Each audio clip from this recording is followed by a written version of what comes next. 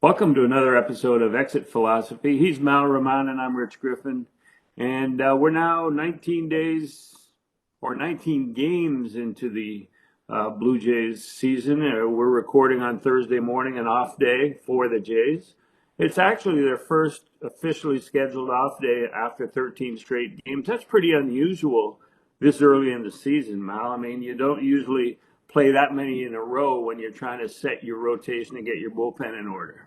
You don't even usually get to play that many in a row. Usually there's rainouts somewhere. Like they had one, clearly. You know what I mean? But Yeah. usually the weather's messing with you more than this. So they've been kind of fortunate. And as a baseball fan, I've loved it. You know what I mean? Other than all these afternoon games that kind of drive me crazy. But Hell, once again, we get into thank somebody for that dome, because there would have been a whole homestand that would have been ravaged by the weather in Toronto last well, week. and lately they played on the road for these games early in the year, and Yeah, they would have been had more issues than this. So, yeah, they've been fortunate, and I think it's been good to get in that routine, and they've done okay. The playoff push is underway.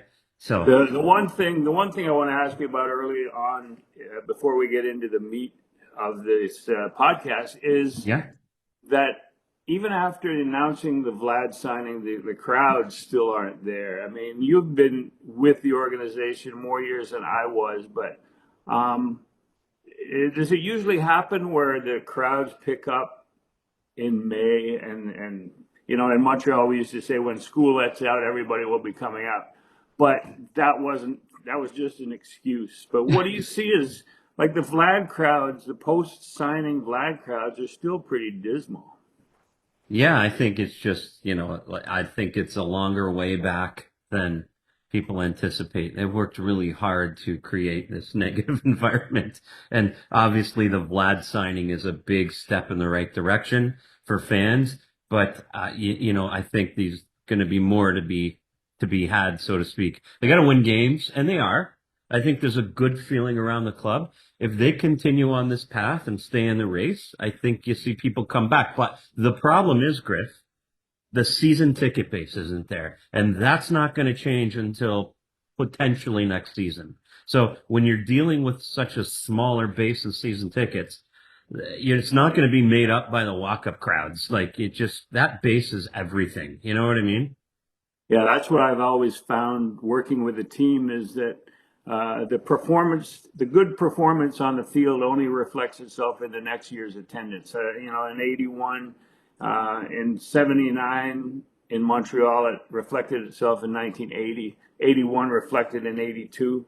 And that's just the way it is. As you said, it's not a spontaneous combustion of crowd interest, and they do have 14 more years to straighten out the Vlad attendance situation. Yeah, they do have time, as you say. So, like you said, it's nice to see a little turn in the public perception, which we definitely have because of the Vlad signing and winning games. Win. Yeah, for It's all sure. that matters is Well, winning. that's the thing, the winning games, and you look at it, and I addressed this with John Schneider on the homestand or on the last series, is that despite the fact that there are games where the defense sucks, where they make key mistakes, where they make some base running mistakes, where they don't hit in the clutch, this team, after the Yankees won on Wednesday night, this team was only a half game away from the best record in the American League.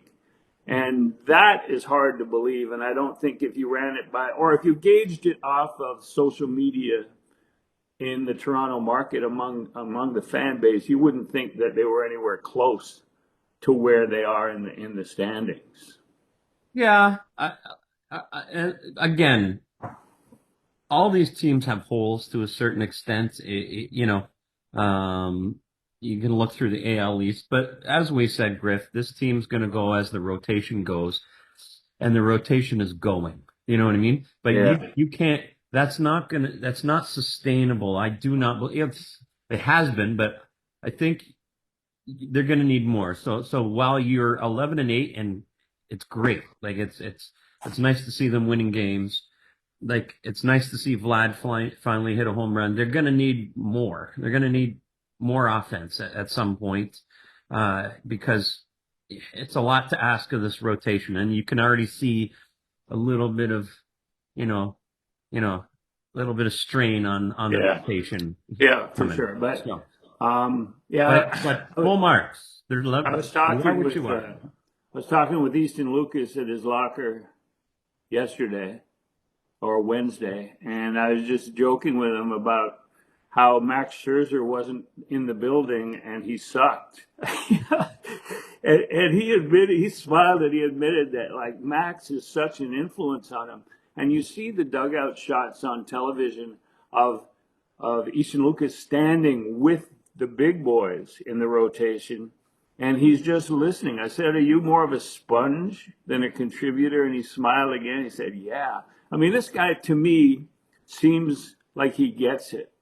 I remember Chris Carpenter doing the same thing. Chris Carpenter would come out and he'd sit and he would listen to Henkin talk and he would listen to the veterans and he wouldn't say a word, but you knew he was absorbing Yeah. what was going on. And I'm not saying that Easton Lucas is anywhere close to Chris Carpenter, but it's the same attitude that I see from a young player.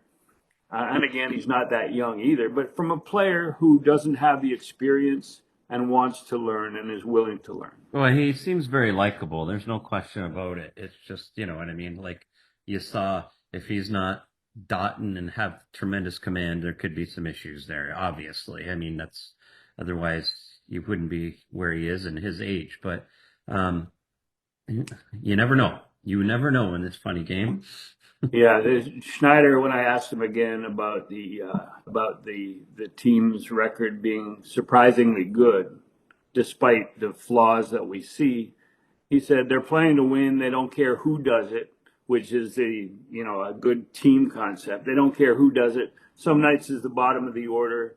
It's nice, and he pointed out the fact that Vlad and Santander seem to be swinging it better. Bo has been decent at the top of the order, Yep. although we agree that he's not an ideal leadoff hitter. No, no. I mean, like I said, that Red Sox series, he swung at every first pitch of the game. Now, I get it. He wants to jump on, you get me over fastball is the idea. Uh, but you're a leadoff hitter. I think sometimes you're going to require a little bit more. There's more to it. Like you got guys behind you first inning. You don't want to go 1, 2, 3 real quick. If you're swinging at the first pitch, Vladdy can't do that. You know what I mean? Sometimes you just got to let the game unfold a little and take some pitches and just just let everybody breathe a little. Work the And count, see what things look like. It's one thing to know a guy's pitch mix. It's another to see it on that day, right? So he swung at the first pitch an enormous amount of time. So I know I love Bo. I think he's a good hitter, but at the top of the order, I think he needs sometimes a different approach. And you've talked about that a lot, even before the season started. yeah, the thing about that first pitch is we know from long association with even amateur teams and youth teams is that leadoff hitter's got to allow other players on his team to see what the pitcher's got. Yeah, It's like Vlad hasn't even got the donut on his bat yet, and it's his turn. right. He might as well And lead then he off. You goes, might as well have Vlad lead off. right, what has he got? Well, I don't know. I just saw a fastball and I swung at it. Yeah. But but speaking of Vlad, I mean, he homered and it was a bomb. But I had seen swings earlier against the Braves um, after the press conference on Monday. He had swings where he was almost on those pitches. It was like the old Vlad, long and or not long and loose, but loose and powerful. And he just didn't get all of those pitches. But what do you see from him and Santander? And is it understandable that both of them had a slow start? Yeah, I think so for different reasons.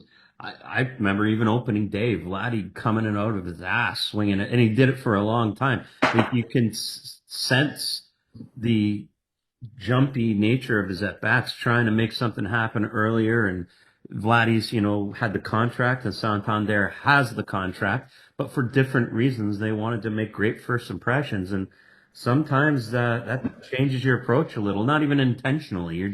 You're over aggressive. You're a little jumpy, and they've both seemed to settle down a little bit. Vladdy just seems he's taking that little extra millisecond. He's just calmer. Santander, I think you mentioned you think he's shortened his swing a little bit.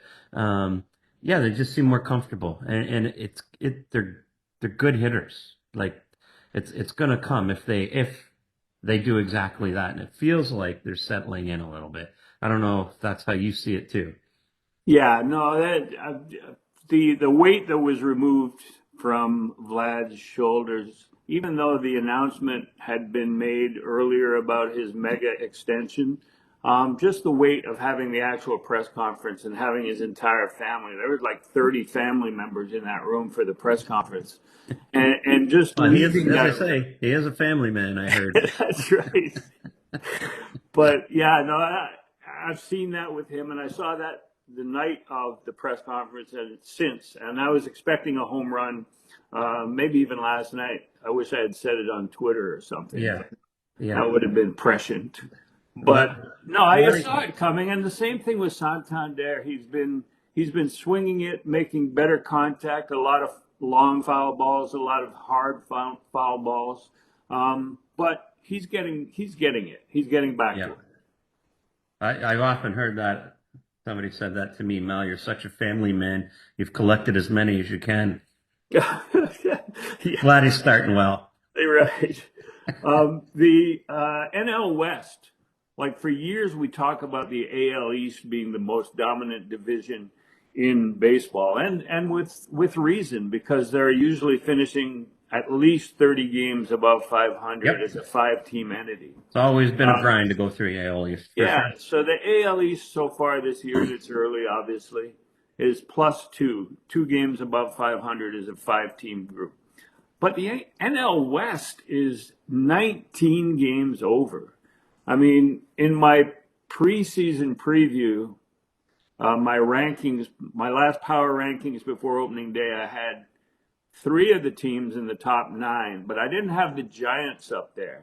Right. Buster Posey as GM. But if those four teams can be that strong, how many of them do you think can make it to the postseason? Well, I think you could get three. I mean, obviously, um, I think that's a realistic option. No. Um, Yeah, I think that the talk of the Dodgers winning 130 games has gone down the shitter. yeah. What happened? That went away real quick, right? Wow. Hey, But baseball's like it's anybody can beat anybody in a long season. It's that's how that goes. But I mean, and obviously they have Colorado in that division, and yeah, they get to beat up on Colorado. But I mean, so what? When one team wins, Colorado loses. That doesn't help your plus minus at all. yeah. So But in terms of the division, yeah, in terms of the four teams ahead of Colorado, the Rockies have become the White Sox of the West. I mean, geez, because what a shame. you looked at the AL Central last year, and they had teams that everybody was like, "Wow, look how good that team is." And then upon closer examination, they were like 12-1 against the White Sox, 9-3 against the White Sox. That sort of record. Well, And so that same thing will happen with the Rockies. and And that's why you end up with three teams in the playoffs. Um, whereas maybe you in another division they wouldn't make the playoffs. So why do you think the Tigers made the playoffs? Because they beat up on the White Sox. It's not because they were one of the best teams to get in. You know what I mean? So yeah, so all those teams for playoff races will benefit by beating up on the Rockies. So it elevates their record because they have extra games, obviously, against them, which helps.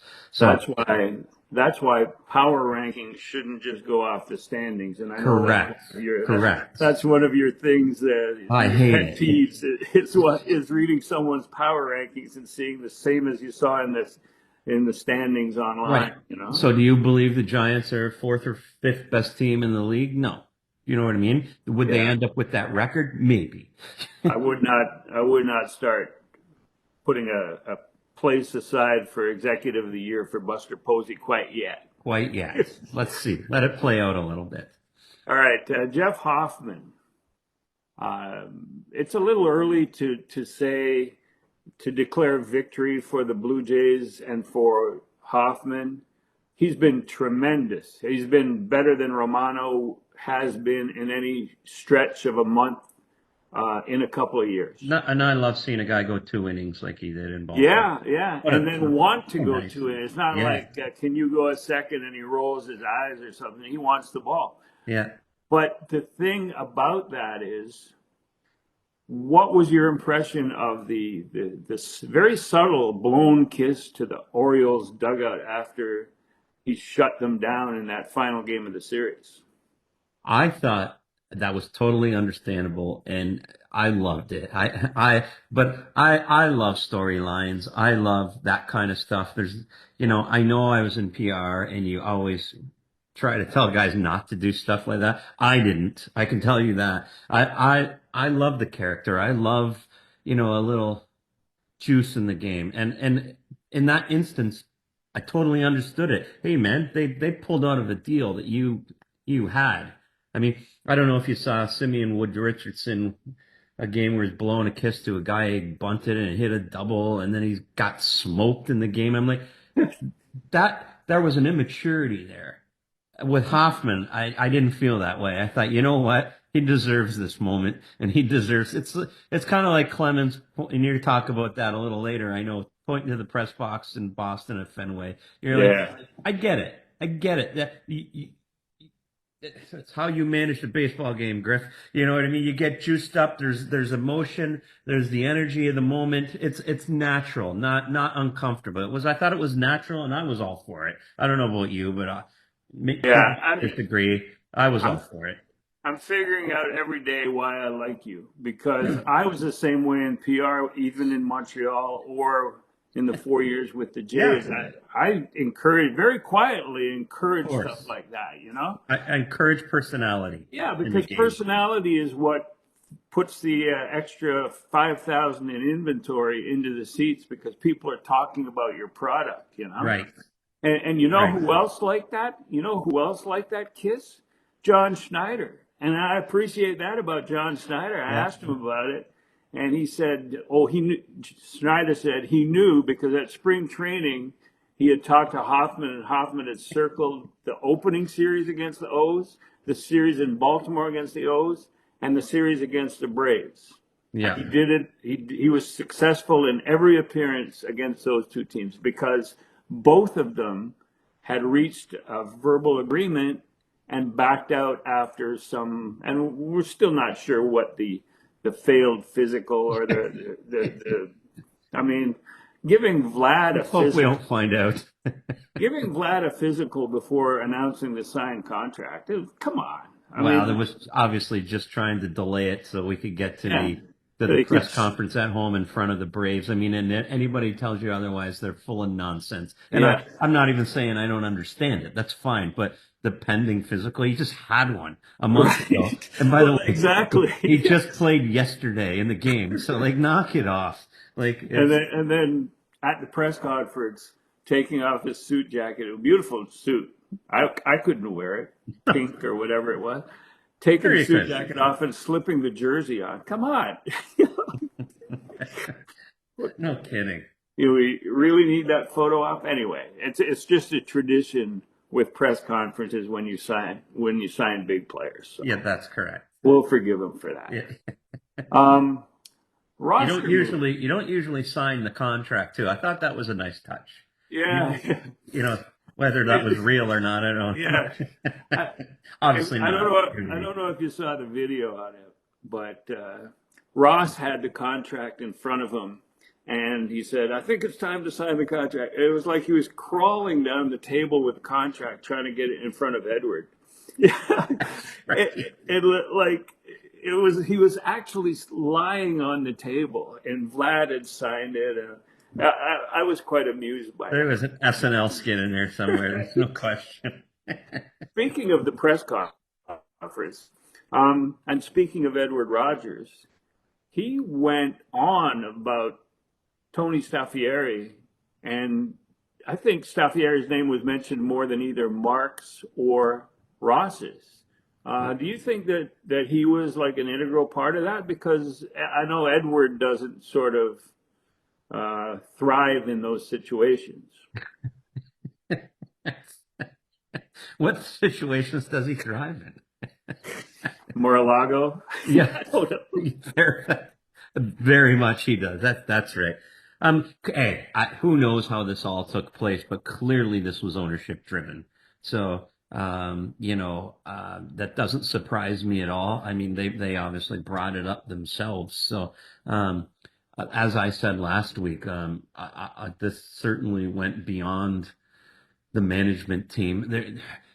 As you pointed out, Griff, there was nothing difficult about this deal other than the bonus money. And I don't think that was difficult. We know why it was done. There's no opt-outs. There's no deferrals. I mean, what was there to negotiate other than the dollar amount? So I'm going to assume, I mean, it's not hard to put, one and one together and get the idea that ownership had to step in and get this thing done. And they were obviously, suggesting that they were heavily involved in it.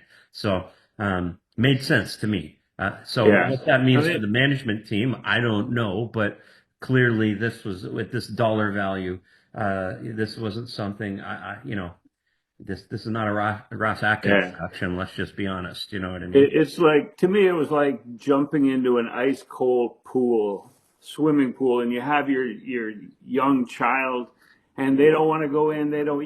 They're going in. Eventually they're going to go in, but they dip their toe and they go, oh, it's too cold. I'm not going.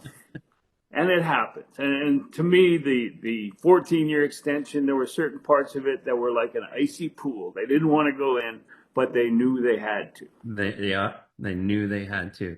That's right. And it's the people that are going to be here 14 years from now who have to make the ultimate decision. And no GM and team president is around that long. But the corporate ownership is. So the decision obviously was driven by the people not at Rogers Center, but up the street of the building. And logically, it has to be. Yeah. Logically, sure. Like you say, you just wouldn't have the authority to sign that kind of deal because, you know what I mean? It's 14 years, man. Like you say, it goes beyond, any normal kind of deal that's been done with this organization. I remember when I was writing for the Star and the Rangers reached the 10 years, $250 million agreement with A-Rod. And I wrote that what an unprecedented deal that was, and baseball would never repeat that deal again. But the revenue sources for baseball have increased so much since the A-Rod time. I mean, at the time it was, more than double any other contract in terms of length and dollar value. But now, I was aghast at the A-Rod contract, and now I'm looking at Vlad's going, well, it's not really $500 million when you go 15 years down the road and add this year's 28.5, make it 528.5 for 15 years, and then that comes out to 33.2 or 32.8, whatever it is. But that doesn't seem that much. It's Griff. It's a bargain. It's a bargain. It's a bargain. How can you say no? Who would say no to that? And then that bogus, in today's dollars, well, screw today's dollars. It's dollars, And you disagree with me. We will forever have that conversation, but there's still a lot of effing. It's a lot of effing dollars, regardless. Right. Yeah. But it doesn't. I'm not aghast as much as I was for A-Rod. So. Yeah, you've been. I'm past my gas. You're past it. Which happens every night around 2 morning. Okay, roster moves. Roster moves. Like, it's a classic podcast already. To me, the absence of George Springer making 20-some million dollars. Nobody's talking about it. Nobody's saying, when is he going to be back? When is he going to be back? And he was having a good start. Do you think that of all the starting position players, he is the one most dispensable, easiest to replace of the group? Well, you mean For the 2025 season. of all Like the position players? if he was out long term, would it be a significant loss? I mean, I see what you're saying. They have outfielders, so fair enough. You know what I mean? Fair enough. I guess I would have to say I agree. I mean, it depends what you think the third base situation is like, but they can get by. I don't know if he's out long term, and I know it's Springer, and I know he's declining. He's had a good start. Yeah. He's still better than what you're running out there. You know what I mean? He's going to be better than Rodon, is better than Lucas or Loperfido that comes up, or Defensively um. or all around? I mean, overall. I mean, offensively. I'm thinking offense more. Like I said, the decline isn't always linear. Roden's a wild card for me. Like the reason that No nobody's really question. missing the daily presence of George Springer in the lineup is the contributions of a left-handed rookie that people were expecting was maybe a September or an August call up and then made the opening day roster. And because of circumstances, is getting to play almost every day, making Santander pretty much the regular DH. And there's real reasons to think he may be able to play a little. You know what I mean? Like it's not like, no offense, but when you bring Schneider up or those guys, you're like, you know, the bubble's kind of gonna burst probably. With Rodon, there's hope that he might be a major leaguer. You know what I mean? So like there's real reason to think it's possible. So yeah, it is a wild card. You don't know if he might be fine. He might be this guy all the way through. So yeah, so from that standpoint, yeah, they can get by without Springer. I think. But I mean, you'd still be better off with him. But that's why nobody's asking. These guys are filling in fine right now. They're the loss that people ask about every day is Dalton Varsho and when is he coming back? I mean, he swung the bat so well at spring training, didn't play the field. Apparently, he's been playing a couple of games at extended spring, but I didn't understand when John Schneider explained to us that he's played center field for a couple of games, but he hasn't had to make a strong throw. He's made routine throws. Well, even if a ball is hit in the gap, can't you make a strong throw just to show people what you can do? And that's what rehab's for. Jesus Yeah. H. I mean, Yeah. I'll say I never quite understood why he didn't come out of spring training and DH. Like he Yeah. clearly can swing the bat. Right. Like Do all the same workouts that he did at the PDC. yeah. Do them with the big team. I'll never understand that. Now, I mean, I'd love for them to explain that scenario. Yeah.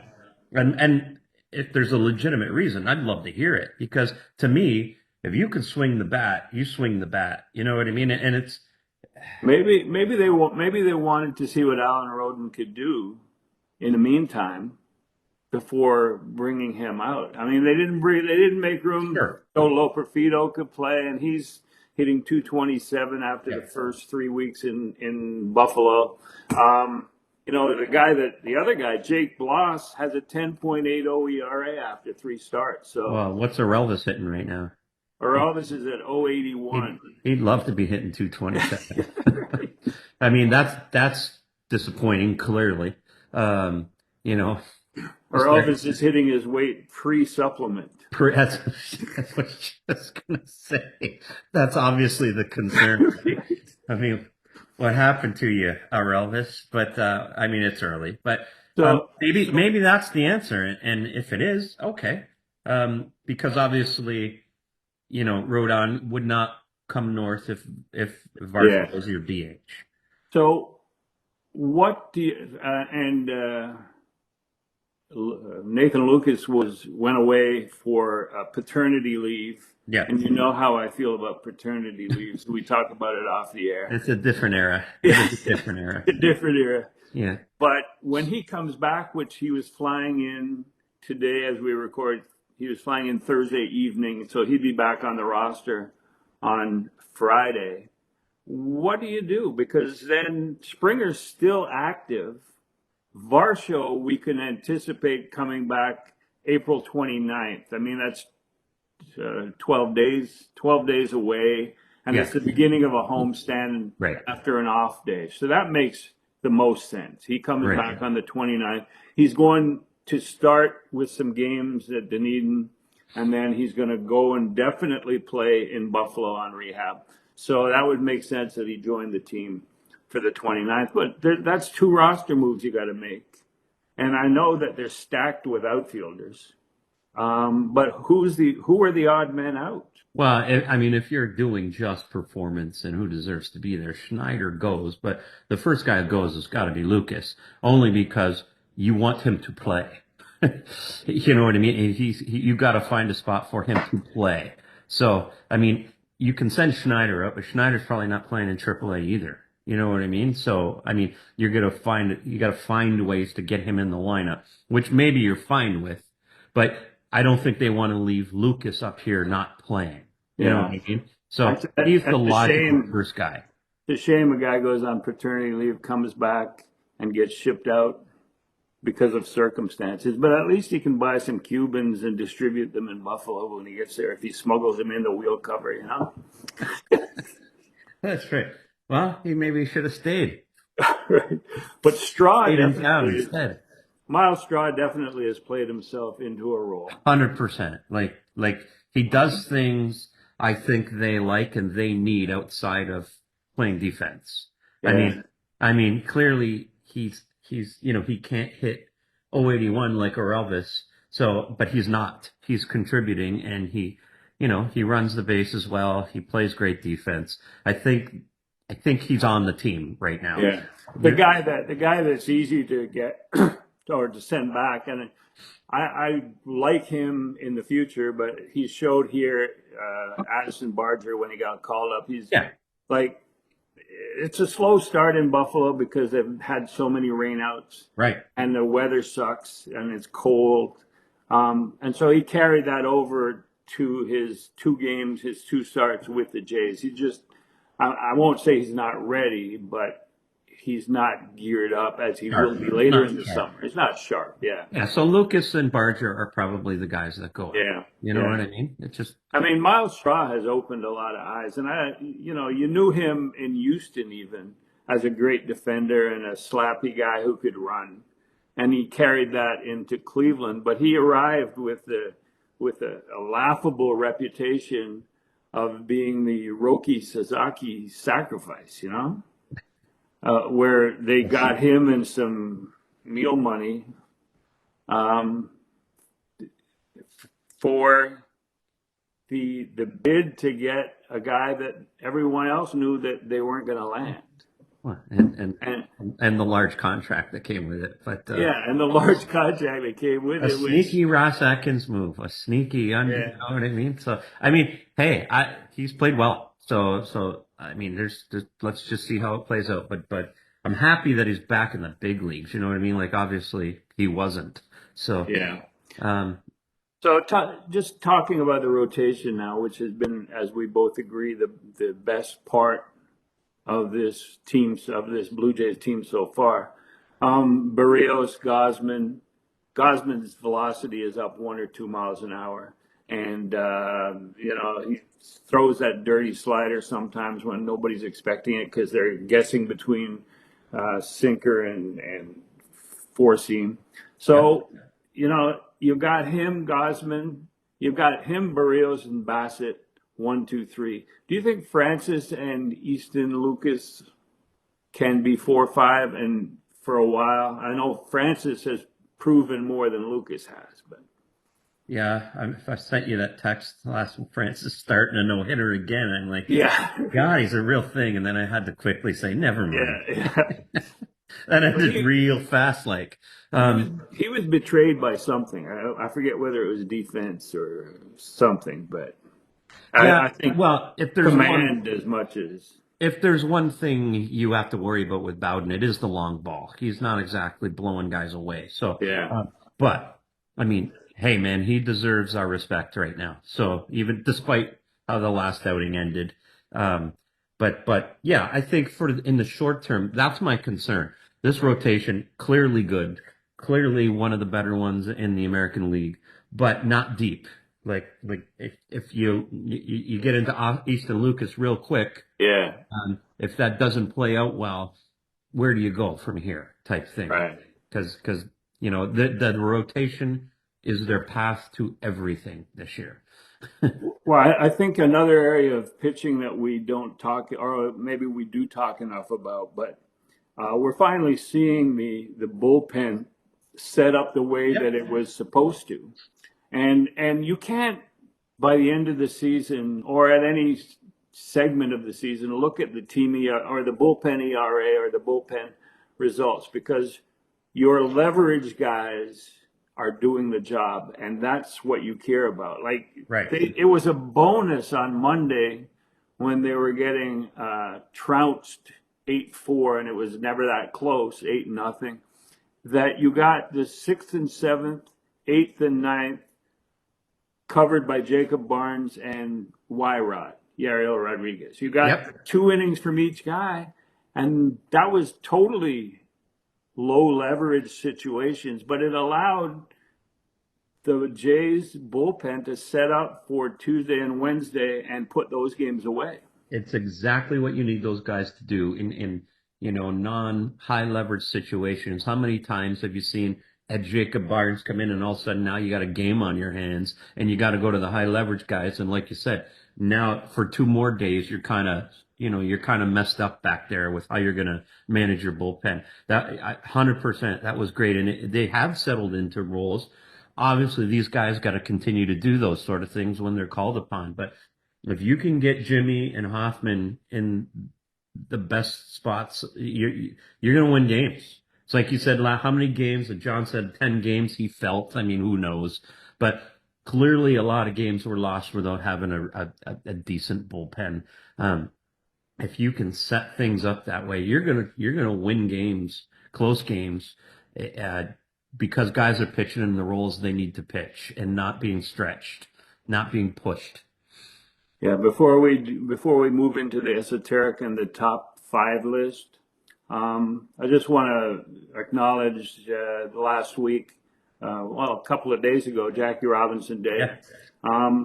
And there was some criticism. I find it hard to criticize anything about recognizing the most important player in MLB history in Jackie Robinson. But um, there was criticism of the Dodgers for going to the White House as World Series champions and standing next to a president who was trying to erase every vestige of DEI and African American studies. And what's your thought on that? I mean, Yeah, you're damn right. There's criticism. I think it was a horrible look for the Dodgers.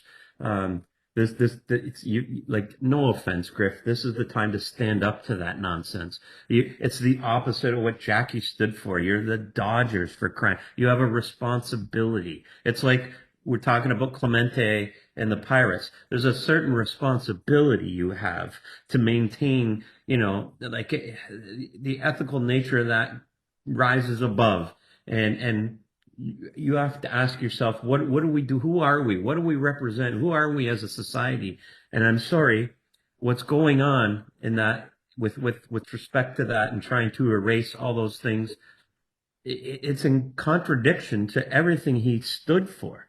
So how do you go and stand there, have Otani stand there on top of that with Japanese and then you're gonna pretend you're celebrating Jackie Robinson, and I mean it's the wrong word there, but now you've got to go back and do that sort of thing. You know what I mean? So I was offended by them standing up there. It's a bad look, and those types of things don't offend me easily, but I just think the Dodgers particularly have to know better, and they have a responsibility to Jackie and his memory and where we're going. And if I don't know. Like I said, I I tend to give a lot of people a pass on a lot of things. I think it's an angry. Everybody is addicted to being angry these days, Yeah, and yeah, even no this, doubt. yeah, even the statement by Major League Baseball is getting weaker and weaker. I mean, they're playing the game too. Yeah, They omit his accomplishments. They just talk about what a great man he was, and you're just like, come on, like we can do yeah. better, you No, know? I agree 100% with your take on the Dodgers visit, and also probably resent a little more Major League Baseball and the way that they're diminishing or pushing into the background the entire desegregation of the Major League game. I mean, because of the pressure from the government, maybe Yes, they're afraid of their monopoly, antitrust anti-monopoly, exemption. antitrust exemption being taken Yes, away. But it's dumb, and it takes away from the event that we were all celebrating. And I take great pride in the role that Montreal played cool. in Jackie Robinson's development, because without that year in Montreal, which Rachel Robinson called heaven on earth, there I would think many have people been, still refer to it that way. yeah, well, for different reasons. But she felt safe Yeah. when the Royals were on the road, and there weren't many cities at that time in which she would have felt that way. And the fact that when he went on the road, he was subjected to the catcalls from the racial slurs from the crowd, black cat thrown on the field in Syracuse in front of their dugout. They surrounded the Visitors Clubhouse in Baltimore when the Orioles were a AAA team because he had slid in with his spikes up at second base, and they were yelling that they were going to lynch him. And the main guy in the clubhouse with him was Al Campanis, who then went on to be GM of the Dodgers and take a lot of heat for his view that African Americans don't have the whatever Right. to be, Capacities. yeah, or swim, Right. like. Yeah. But I remember that moment for Al Campanis and the humanity of that moment for him. But the Montreal experience was tremendously important for the Dodgers and for the Robinson family. So we should take pride in that as Yeah. being, Basic human decency has taken a yeah. back seat, unfortunately. And, you know, the Dodgers didn't need to help it. So at least we agree on that. Yeah. As Before we get into our top five list, there was a weird injury after Jose Miranda was sent down by the Minnesota Twins, sent to AAA. And then he went to Target and was buying a case of water. And he said that he dropped it, tried to catch it. And now he's on the IL. A water incident. I'm thinking of weird injuries that we've both encountered. I'll set you up here. I'll give you one. You tell me what you think. Okay. Brett Cecil slicing his finger open, cooking. Remember that one? Yeah, I do. I think it was a spring training incident. Right. Yeah. Yeah, I do. I do. Yeah. Mystery. Michael Saunders jogging at the Bobby Maddock in that left field, that shitty little left field diamond, and hitting a sprinkler head and having a meniscus tear. That one I believe. Yeah. Glen Allen Hill, you believe the spider? That one I do not. I mean, I think when you sent that to me, I said all these things. I said the first thing, just being in the game, most of them are just, in my opinion, BS stories to cover up some other stuff. So, like, yeah, Sanders, yay. Glen Allen Hill, nay. Come on. Paul Quantrill snowmobile. I was Well, with he got Tim. busted on that one. I was with Tim Johnson They having tried to lie about that. I was with Tim Johnson having a beer on Queens Quay when the phone rang, and it was Quantrill saying whatever bogus story he had made up, and it wasn't believable at the time, even though it was wintertime, you know. Yeah, I know. Yeah, yeah, that's plausible, but yeah, Right, believable. and he lives in Port Hope or wherever he lives. Huck Fletcher dropping a suitcase on his head. He was only about 5'7", so it's possible. Unloading the luggage rack on the plane, and he right. dropped it, and he was hurt. Hurt. Dennis Martinez went on the disabled list after he said that he hurt himself lifting his luggage. And in the press guide the next year, I called it the worst bout of Samsonitis that we've ever seen. Well, we ended up this one.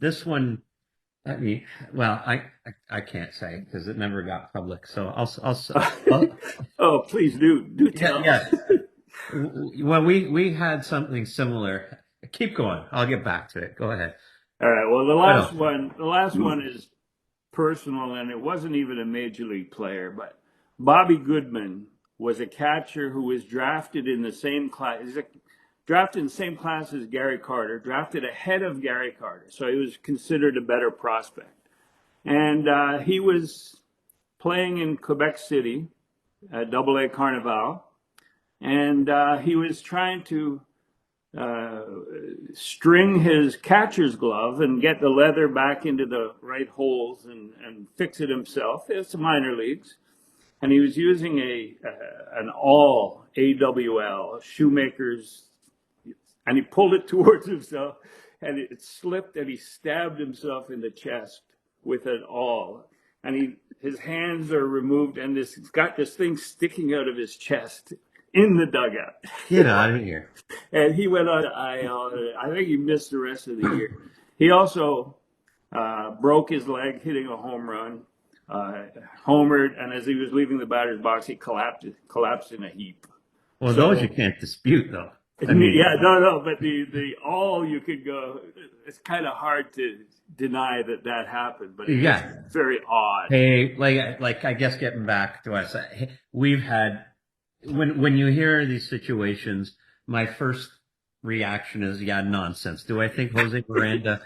What a strange coincidence that he's on the IL after getting demoted for poor play and making obviously something probably happened and he wasn't in the best frame of mind. We had that too, where somebody had come up with some. I won't say what it was because you could figure it out, I guess, and I don't want to do that to the guy. But some minor injury due to, let's just say, a suitcase or something along those lines. I can't remember what it was. And we're like, and then all of a sudden the next day the hotel's call and go, why is there a hole in the wall? You know what I mean? So eventually you get the real story about what happened. It's clearly not a mistake of dropping the suitcase on your head or a bottle of water misstep. You know what I mean? You're like, there's more to it, but it's just let's just roll with this and see if we can handle this internally. You know what I mean? So suddenly you're mishandling cases of water. I think in PR that we've always been blessed with a large dose of cynicism and skepticism. Well, I've seen it live and in person. So oh, that didn't happen. Okay. All right. The top 5 list. We witnessed on Wednesday the Braves go down swinging 19 times. 19 strikeouts for Blue Jays pitchers. But, they were all awesome. The bullpen, the leverage guys that we talk about were They have to be, yeah. And so 19 strikeouts. The good news for Braves hitters is on their batting average balls in play, they hit 400. They were 4 for 10. Or no, so they had that going for them. Yeah. But in terms of top strikeout games, that 19 was actually second highest in team history. But the others were, 21 is the Blue Jays record, and that was in a 14-inning game. So I think 19 on Wednesday was a 9-inning game record. Right. You're correct. 21 strikeouts, August 8th, 1981, against the Tigers. Candiotti had 12, David Weathers 2, Jim Acker 1, and Henke pitched 2 in the 3rd inning and struck out 6. So 6 of the 7 outs were Terminator, Yeah. But that's it was only 12 by the starter, Candiotti.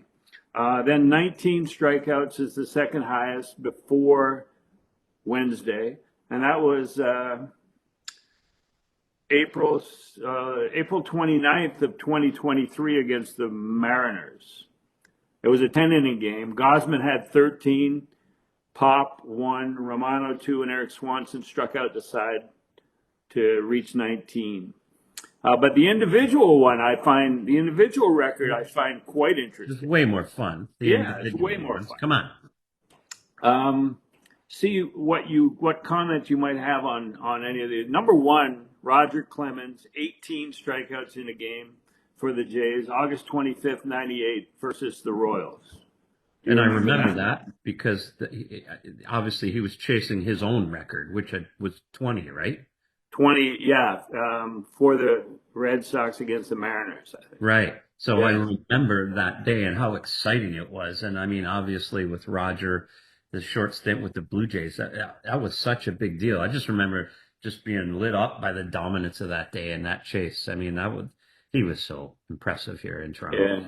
yeah. And in '97, his first year, as soon as he came to Rogers Center, was it Skydome still or Rogers Center? I think it was Skydome. I think it was Skydome. Yeah, like he saw the miles per hour, the pitch velocity go up on the scoreboard, and he told Howie, yeah, he wanted it down. He didn't want it up when he was pitching. I Yeah. mean, that's how much he noticed everything. He didn't want people to see when his velocity was going down, maybe later in the game.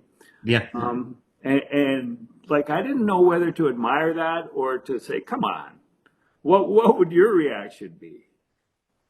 You know what? Before you get to that, I remember a good story Pat Henkin told. Obviously, he's late in his career. I, he's in Baltimore, like pitching for them again, and he's at the end, and he's got nothing. You know what I mean? It's 80 poos coming out of there, and he says he gets on the mound one day, and he's just all of a sudden he's feeling loose, and he's looking up. He's got like 4 extra miles on his fastball, and he's just dealing. He's like, "Whoa, I got it today!" And he keeps looking at the scoreboard, and the starting rotation. Went to the guys on the scoreboard, told him to add the amounts, and it was totally fabricated. He goes, I was so fired up. He goes, I pitched great that day. He goes, how much of that is mental? He goes, I think I'm hitting 90 again. And he goes, nah, it's 85. And the guys are dying in the dugout. That's a They cool story. falsified and he goes, I'm looking up and going, oh, I got it back. So it's funny what that does to pitchers. You know Yeah. what I mean? And they're always looking. If you don't think they are, they're always looking at the velo at the board. You know what I mean? Well, Funny. these days in this day and age, and Roger didn't want the opposition to know when his velocity was decreasing, but now coaching staffs don't allow their velocity. Like as soon as they see anything, if it's twice through the order, boom, they're out. Right? I mean, Yeah, yeah, you're expected to throw your hardest all the way through yeah. your 18 batters, And then 20 you're done. batters, and then yeah, as soon as you get in trouble, any sort of trouble on your third time through the order, Or not. ask Barrios, yeah, or not. Or not. That's right. You're out. So number two on the list of individual strikeouts in the game, Brandon Morrow, 17, August 8th, 2010 against Tampa Bay. Wasn't the first one August 8th, too? August 25th. Oh, I thought it was August Yeah. 8th. Yeah, that was the day after Aaron Seavey's debut, where he Oh, yeah, right. lit Two the home world on runs. fire. Yeah. I think those are the only 2 games I missed. I was actually at a wedding in Windsor that I couldn't not attend. So I missed Aaron Seavey's massive debut and Brandon Morrow's 17 strikeouts. I mean, he probably should have stayed away after that, those performances. But Morrow had that kind of stuff, right? Yeah, for As sure. we saw with you know what I mean? He flirted with no hitters and all that stuff. I mean, Brandon Morrow, he was one of those guys like Dustin McGowan that should have done more, but injuries and what have you, Yeah. or it just didn't happen for them. They had their moments for sure and their Yeah. career, but they were like number ones, should have been number ones for a long time. Well, the story I like about Brandon Morrow is he had diabetes 1. Yeah. And one of my young players found out that he had diabetes 1, and Morrow recorded an encouraging sort of a tape for him to say, don't worry about it. Look at me. I'm in the big leagues. And so that made him feel so much better. And I always respect Morrow for that. I want to say just as a side note, one of the highlights. I had to go do some sort of appearance in Buffalo. And we were staying at one of the hotels, the Hyatt or something, and the Morrow had to throw. He just had to throw. So we ended up renting the ballroom, and me and Brandon Morrow threw. I had to catch Morrow in a ballroom with the table set up and the chairs all around the side. And I go, "This is pretty cool, actually. I'm catching Brandon Morrow," which I mean, you know, I just wanted to make sure I could do it and stay, not But embarrass myself. But I'm just we got by. I'm just guessing you did not go to one knee. I did not go to one knee. I was worried about throwing the ball back more than I was catching it. You just errant Off throws off the walls. off a chandelier. Yeah, 100%. It's been a while, but that was kind of a neat thing to do. Here's the game I love. Number 3 on the list of individual strikeouts. 16 by Roger Clemens, July 12th, 1997 at Fenway Park. And the reason I What a remember day. that so fondly What a is day. because going into the All-Star break, Tim Johnson showed the schedule to Clemens and said, and it was his first time back at Fenway after the Red Sox had said he was done. We're letting him go. He's got nothing left in the tank. And he was 30 something, mid 30s.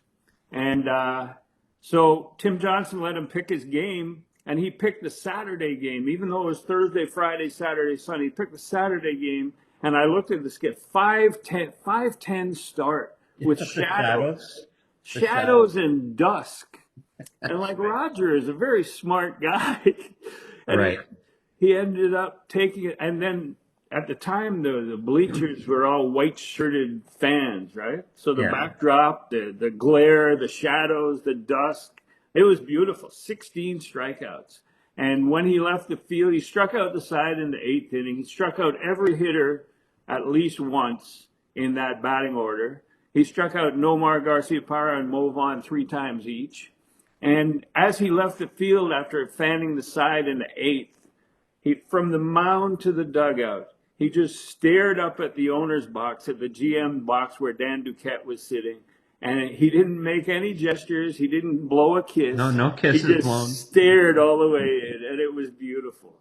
It was one of the great games that I remember, like just in Blue Jays history for regular season games. You know what I mean? Yeah, Just for sure. the spectacle of it, Roger on the Blue Jays shoving it up their ass. Oh, yeah. They thought he was done. I mean, little did we know how much help he was getting at the time. Well, yeah, That's I think okay. That's okay. he had just discovered he was like Ponce de Leon. He had just discovered the fountain of youth, He sure did. which was also in Florida, apparently. Yeah, that's right. Now that was just such a spectacle. That was a blast watching that. The 4th and 5th were also Roger Clemens, tied for 4th, 15 strikeouts in 98 against Anaheim, in 98, September 98 against the Orioles. So Clemens has 4 of the top 5 and some of the most brilliant games, Triple Crown both years that he was a Blue Jay. I mean, what were your impressions of this guy, even in that short spurt of his career in Toronto? Well, I mean, I will say on a personal level, I grew up a big Yankee fan, obviously, but strangely enough, Roger Clemens was my favorite pitcher to watch with with the Red Sox. So him coming to Toronto and pitching, it was such an unthinkable destination for Roger, right? At the time. Yeah. Why would he come to Toronto? And here he is. And for him to dominate those 2 years, those are 2 of the greatest years in Blue Jay history. There's just no way around it. I mean, obviously it's a little tainted with what we learned since with the help he had in the PED. Yeah. But I mean, from just his ability to pitch, and you as a baseball fan, you always were waiting for Rogers' next turn because for 2 years, it wasn't like he was decent. He's the best pitcher in the game. Like he just dominated. I love watching those 2 years. You got to see it up close. I wasn't with the team then. You were obviously around it. Yeah. I mean, giant ego is a part of success in sports. I mean, everybody who's really, really good has a giant ego. Roger Clemens, when he went into Planet Hollywood in Boston, he had a deal where every time he walked through the door, they would play Rocket Man by Elton John, No, which that's an ego. that's an ego right It's there. such a big ego. I respect it. I respect it I too. respect it. You know, ego, well, that isn't that what's great about sports. I was talking to you earlier about Juan Soto and his ridiculous comments. I mean, about not having Aaron Judge to protect him. I Yeah, mean, Pete Alonso, I'm sure. And what did I say to you? That gave me just Reggie Jackson vibes, yeah, 1977, yeah. the straw that stirs the drink. I mean, Thurman Munson was not too damn happy about all that. But that's what's great about the game. That's what you're talking about blowing kisses. As a fan, I want that nonsense. Yeah, It's yeah. totally I'm a big. It's not something that everyone can pull off, but when you've got the cred to back it up, then go right ahead. yeah. I mean, that's right. I mean, you got to be able to back it up, and if you can, then who's to argue, right? Yeah. It's a good story. Before we wrap up, just the weekly, do you have like an update on your Ironbacks, which are starting the home game at St. Catharines at the Stomper Stadium on Yeah, June uh, 7th will be the June first game. 7th? Yeah. We will, I guess the thing is, our announcements will start tomorrow with the unveiling of our jerseys on social media. So that's And what. the website is? So ironbacks.ca, but Ironbacks Baseball on the socials where we'll release the Oh, okay. jerseys. The jerseys for Easter, we're going to release what they're going to look like and then follow with the signings and ticket information, which will be up by next week. For absolutely ticket sales will be available. So look tomorrow on our socials and you'll see our lovely jerseys. I'm really proud of them, actually. I think they're awesome. So tell me what Perfect. you think. All right, I will do that. And the Jays continue their homestand through the weekend against the Mariners. So, they talked about the pitching being so tough with Schwellenbach and Spencer Strider coming back, and they won those two games. So, Impressive. the Mariners are very, very strong in the rotation, like the Jays.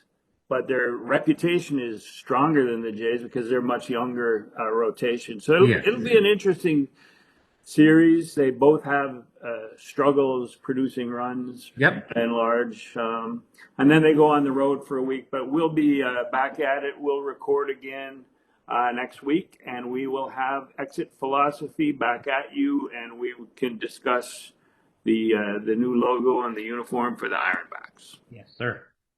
So Yeah. thank you, Mal, and Yep. thanks everyone for listening.